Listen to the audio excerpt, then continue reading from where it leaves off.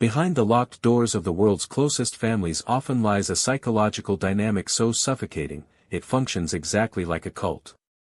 You see them everywhere. The sprawling, multi-generational portraits radiating flawless harmony. The matching holiday pajamas. The grandparents who seemingly drop everything to hover with wide smiles and relentless generosity. As a new parent, operating on 3 hours of sleep, terrified of breaking the fragile life you just brought into the world, this level of devotion looks like an absolute miracle. You married into the perfect family. You believe, with every fiber of your exhausted being, that you hit the jackpot. But perfection always demands a toll. And in this family, the required currency is your identity. When you first enter the fold, the dynamic feels like an exceptionally warm, protective embrace. They want to know every detail of your life. They want to be intimately involved in every single milestone. The family group chat never stops pinging with updates, photos, and inside jokes. Sunday dinners are practically a religious institution. They aren't mandatory by explicit rule, but rather enforced by a heavy, unspoken expectation beautifully disguised as love. You willingly brush off the lack of privacy. You ignore the unannounced visits. You convince yourself that it takes a village to raise a child, and this village is deeply, passionately invested in your baby's future. Yet, beneath the glossy surface of this flawless unity, a silent pathology is operating. It is a psychological trap so deeply normalized by society that you do not realize you are caught in it until you cannot breathe. Clinical psychologists call it enmeshment. Make no mistake, enmeshment is not closeness. It is the complete and total erasure of boundaries. In a healthy family, members are distinct, autonomous individuals who actively choose to connect. In an enmeshed family, individuality is a dangerous myth. The family does not function as a group of people, it operates as a single, hungry organism. It shares one collective mind, one rigid set of dogmas, and one emotional state. If the matriarch is anxious, the entire system absorbs that anxiety. If the patriarch is offended, the whole family goes to war. There is no room for differing opinions. There is no me or you. There is only the all-consuming us. And as a new spouse bringing a child into this dynamic, you are not truly being welcomed. You are being assimilated. Slowly, the subtle signs begin to manifest. Your partner doesn't just ask their parents for advice, they fundamentally require their parents' approval to make basic decisions about your own child. A quiet, private weekend at home for just the three of you is treated as a profound insult to the entire bloodline.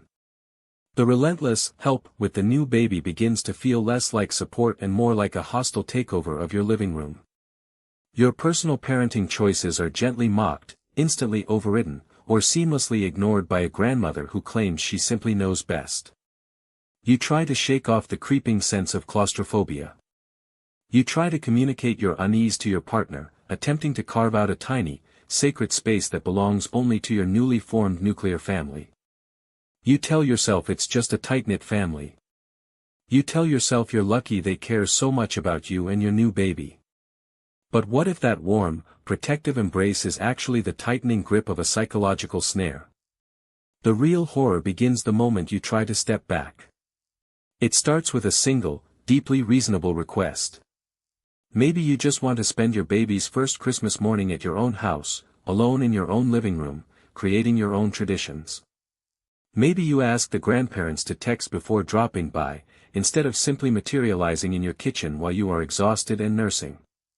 Or perhaps you politely request that they stop disregarding the specific sleep schedule you finally established for your child.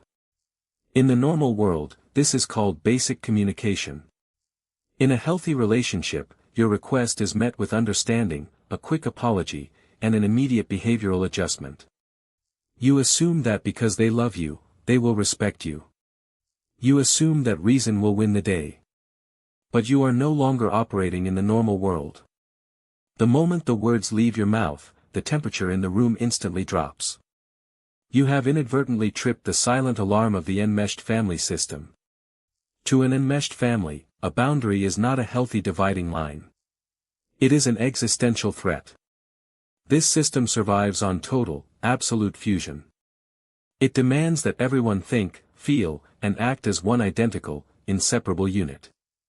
Therefore, any assertion of individuality, no matter how small, no matter how politely delivered, is interpreted as a violent, unprovoked attack against the entire family structure.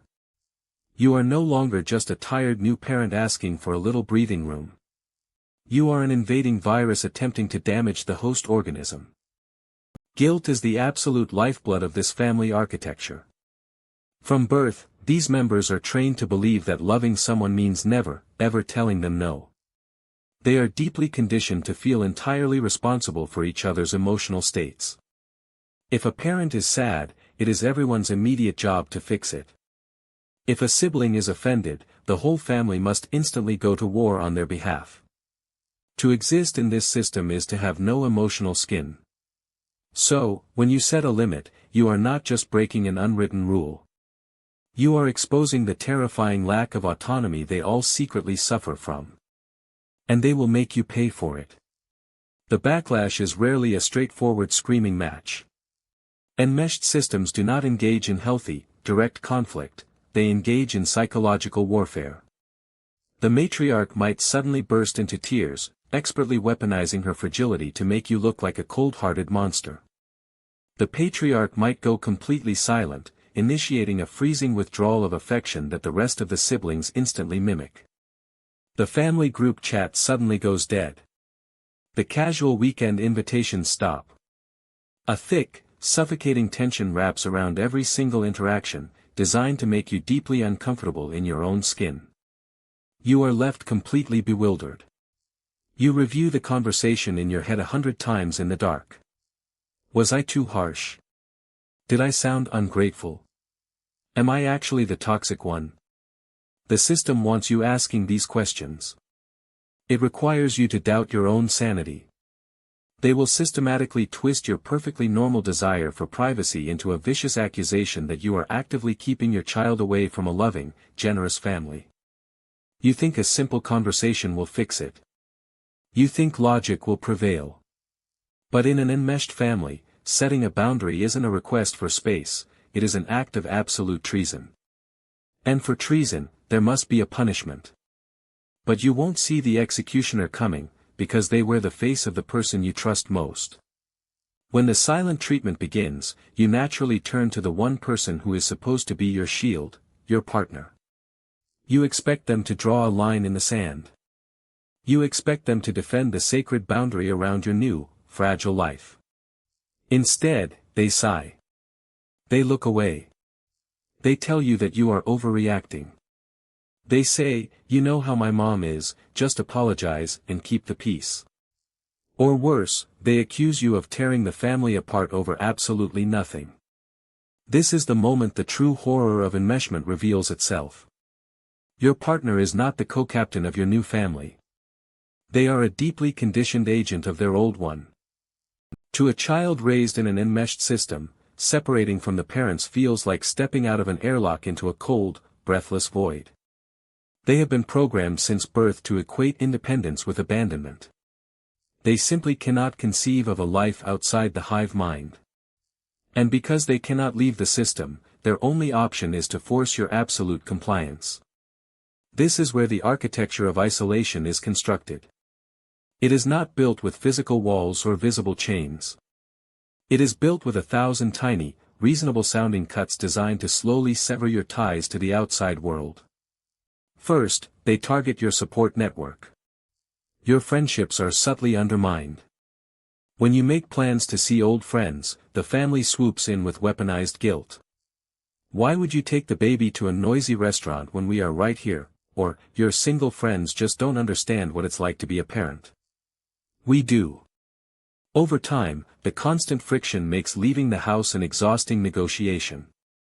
Your friends stop calling, pushed away by the endless cancellations and the heavy, invisible presence of your in-laws shadowing your every move. Next, they go after your independence. The relentless, generous offers of free childcare are not gifts, they are a hostile monopoly on your time and parenting style. If you express a desire to return to your career, to travel, or to maintain your personal passions, the family meets you with subtle, devastating remarks about your priorities. They paint a picture of a dangerous, uncaring world outside their orbit, contrasting it with the absolute, suffocating safety of their control. They are systematically starving you of your own identity. Every external support pillar is knocked away until the only structure left standing is the family dogma.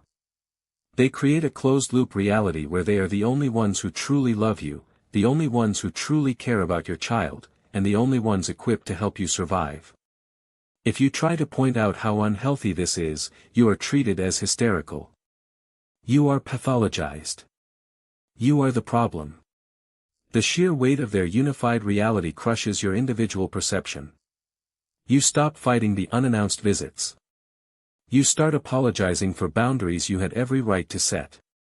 You begin to accept their hovering presence as normal, simply because you no longer have the emotional bandwidth to scream into the void. Stripped of your friends, your confidence, and your autonomy, the trap is fully sprung. You belong to the system now. But right when the family thinks you have been successfully broken and absorbed, a biological trigger flips inside you, a trigger so powerful it can shatter even the oldest family dogmas. You are exhausted. You are completely depleted. You have surrendered the small battles just to maintain a fragile peace in your own living room. You let the grandparents override the nap schedule. You bite your tongue when your partner consults their mother before agreeing to a simple weekend getaway. You swallow your resentment when your private life becomes public dinner conversation. The assimilation is nearly complete. But beneath the exhaustion, an ancient, primal instinct is lying dormant. It is the fierce, uncompromising biology of a parent tasked with keeping their offspring alive. And it is about to be violently awakened. It usually happens during a seemingly ordinary moment. A crowded Sunday dinner. A loud, chaotic holiday gathering. You are sitting quietly, watching your toddler play on the rug. Your child is just beginning to establish their own tiny boundaries. Maybe they turn their head away from a demanding kiss. Maybe they firmly say no to a forced hug from a towering uncle. In a healthy environment, this tiny refusal is respected. It is celebrated as the beautiful, necessary beginning of bodily autonomy. But not here. Here, the system reacts to your child exactly as it reacted to you. The guilt trip is instantaneous. Oh, don't break grandma's heart. Don't be mean, give uncle a big hug. We don't say no to family. You watch as your child's natural, healthy instinct to protect their own space is actively shamed in real time. You watch as they are subtly coerced into ignoring their own physical discomfort in order to manage the emotional fragility of a fully grown adult.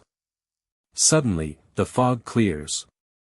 The slow, creeping normalization of the past few years evaporates in a blinding flash of clarity. You look across the room at your partner, the adult version of your child. You see their inability to make a definitive choice without consulting the committee. You see the deep, crushing anxiety they carry every single time they have to disappoint their parents. You see a grown adult who still operates under the deeply ingrained delusion that they are a bad person if they put their own family first. And in that chilling moment, you see the exact future being prepared for your baby. This enmeshment is not just a quirky, overbearing family dynamic. It is a generational curse. It is an emotional cannibalism that feeds on the individuality of its youngest members to sustain the illusion of perfect unity. The system does not want your child to grow into a strong, distinct, independent adult. The system wants a new battery. It demands a new, compliant source of endless validation to keep the organism alive. This is the tipping point. When they attacked your personal boundaries, you backed down because they successfully made you doubt yourself. But you do not doubt this. The instinct of a parent protecting their young does not care about keeping the peace. It does not care about polite society, or maintaining holiday traditions, or what the extended family might think. It only cares about the absolute survival of the child. The battle is no longer about you reclaiming your weekends. It is a total war for the psychological soul of the next generation. The realization hits you like physical violence, if you stay silent, your child becomes the next prisoner of this perfect family. You have to escape. But how do you untangle a web when the person you married is still desperately defending the spider? Breaking free from an enmeshed system requires a brutal, uncompromising paradigm shift. You cannot reason with a cult, and you cannot negotiate with a family that views your autonomy as a personal attack. To survive, you must first arm yourself with the clinical vocabulary of your own hidden trauma. You must clearly define the sinister difference between connection and control. True connection is expansive. It thrives on mutual respect, celebrating your individuality and actively supporting your independent growth.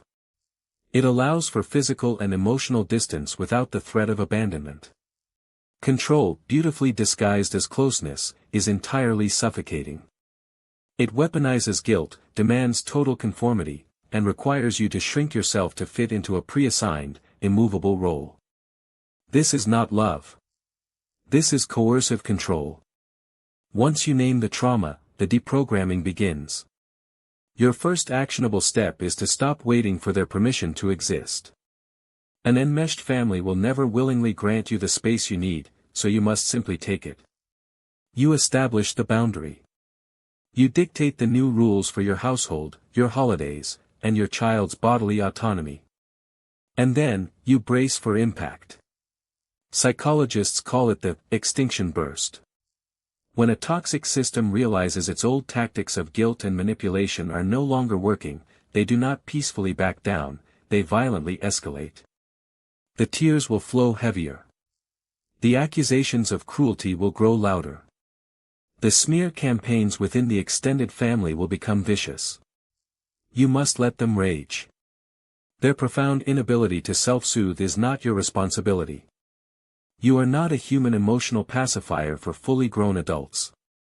But the absolute hardest battle will be fought inside your own home, with the person you married. You cannot force your partner to see the invisible cage they were born into. You can only show them the open door. You must draw an absolute, unmoving line in the sand.